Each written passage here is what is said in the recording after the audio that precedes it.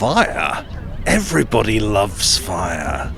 At the beginning of the universe, there was a huge amount of light, which crystallized into matter and eventually condensed into stars, which gave out light, which was the same light from the beginning. And if you think of our sun giving light to the earth, it gives all the heat and light and everything that gives life here.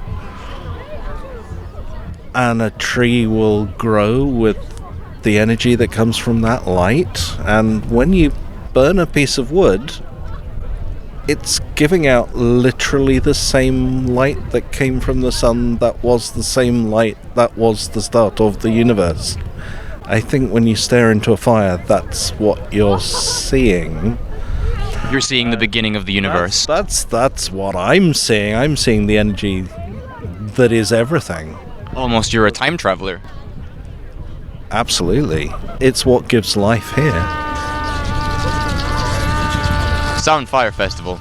In the few billion years that followed the Big Bang, burgeoned Celtic paganism, and with it blossomed Samhain, a historic festival marking the end of the harvest season and beginning of winter. Originating in Ireland approximately 2,000 years ago, pagans, druids and witches alike soon spread the festival overseas, like here in Edinburgh. However, with mixed reports on how well the routes travelled and have been preserved by the Beltane Fire Society, we put some feelers out in the attempt to decipher tours from trustworthy sources that could further our understanding of the celebration. You practice any paganistic? No. You thinking about it? No, not really. You wouldn't ever be convinced?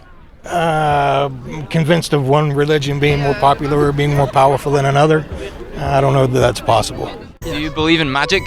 How to say? Actually, I don't think so. Yeah, I just believe myself. Just believe in yourself. Yeah, not the magic. That's good to believe in yourself. Thank you. You pagan? No, but I do have some Celtic roots though, so there's some association with it. Tell us about the roots. Just like old, like ancestry roots, you know? So, from years and years ago. If you could speak to them, what would you say? Just like this is amazing. Like, thank you for all like this, awesome festivities and everything. You think Samhain would be better for them then, or us now? Probably them, because of like how it meant to them, like at the time. But now it's still good. So I'm half alien, half a demon. That's where I'm coming from. You believe in aliens? I do. Yeah. I'm 100% sure there is aliens somewhere. You seen one? Never. What makes you so sure? So sure that the alien exists? Because it's a huge universe. We are so small. I'm sure there is alien somewhere. If you could meet them, what would you say to them? Are you gonna eat us because you don't have any more food in your country? What do you think they'd say back? They said they will probably said yes, but we eat so much bad food. Maybe said no. What kind of bad food? Hamburgers and fish and chips and stuff like that. I never eat hamburgers. I just eat French beans and potatoes. What are you holding? Oh, it's a turnip.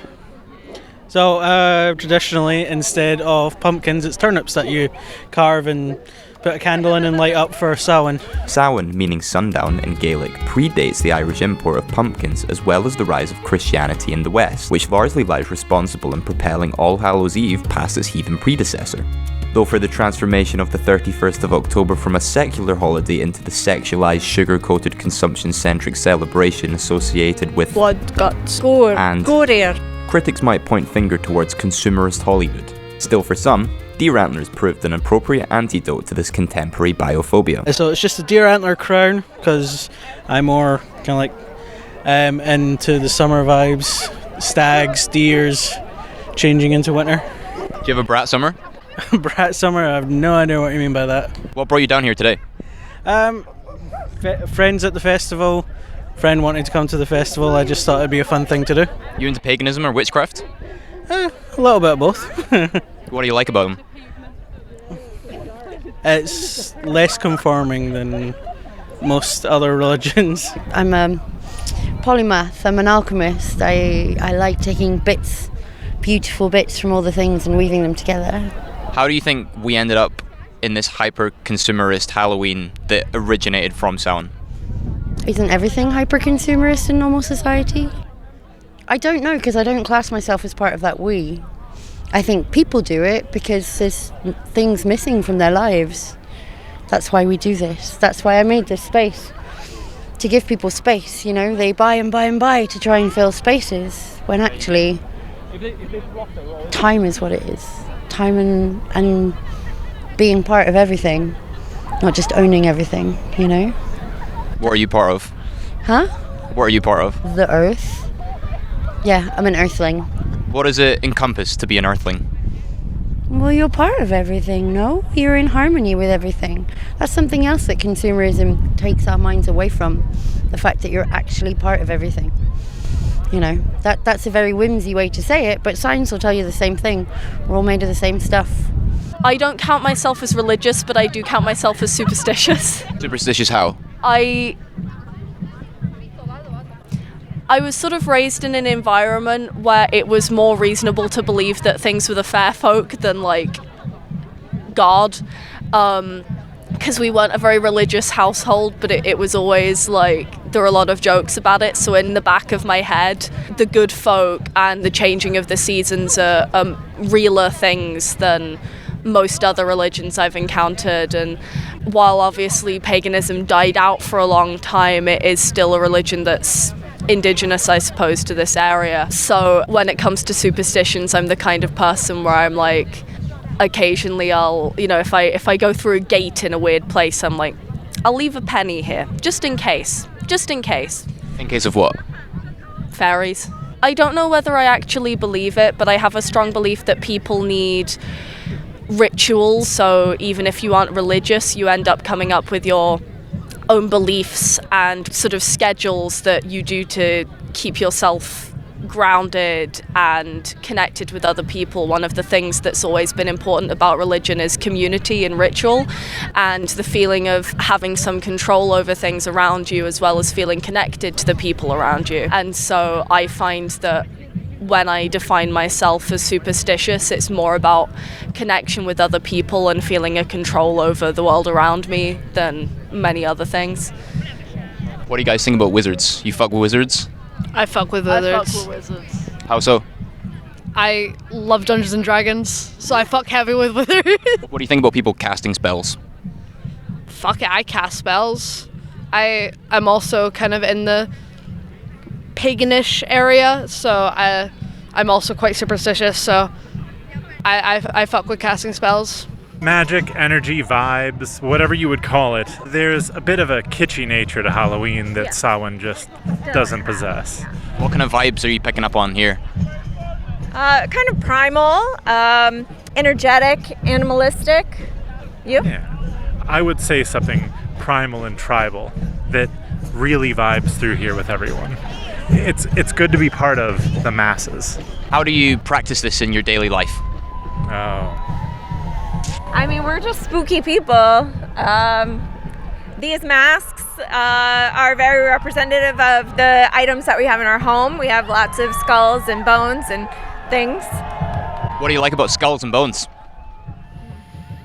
There's always been a connection to darkness with those skulls and bones, a connection to mortality that makes you feel like you should live in the moment, in each and every moment of every day.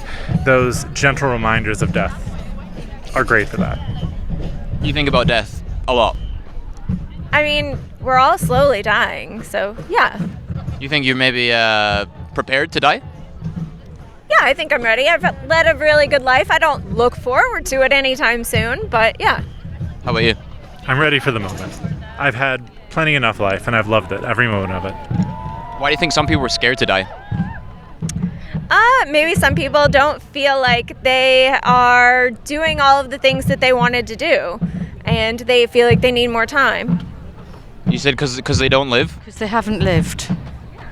They live with regret, so they die unhappy. Are you ready to die? No. What do you think happens after you die? I don't know.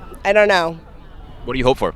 I kind of hope that, my body's energy is just reused into growing grass and trees and the circle of life, you know? The deer eat the grass, and then I'm a little bit of everything. I would call myself a mystic, and this night and the basis story of it is a mystery play. And we try not to tell people too much what to take from them, because people are having very individual experiences. What do you take from them? Well, we're here in a gardens of remembering. My father died during COVID, so this is a time that's quite special to me to have thoughts about that. If you're in the pursuit of a fully fledged spiritual awakening, Samhain Fire Festival might not be your spot. Whether this is the work of misleading marketing and tourist trap tactics, or in fact the humble efforts of a voluntary-led organisation constricted by council restrictions, is hard to say. But regardless, Beltane Fire Festival has cultivated a striking spectacle primed and breeding good vibrations. A lot of witchcraft, it comes down to ritual and having specific things and making offerings to certain gods or beings or whatever you want, but also a lot of it is about self-affirmation and choosing to believe something. I suppose that's one of the elements where it's like, is it real, isn't it? Am I just choosing to believe this is because of magic or like whatever? But if you believe something hard enough and then you make your choices towards that, then ideally it'll come true. So if one of the ways in which you try to work towards something happening is by casting a spell about it, then good for you, bro.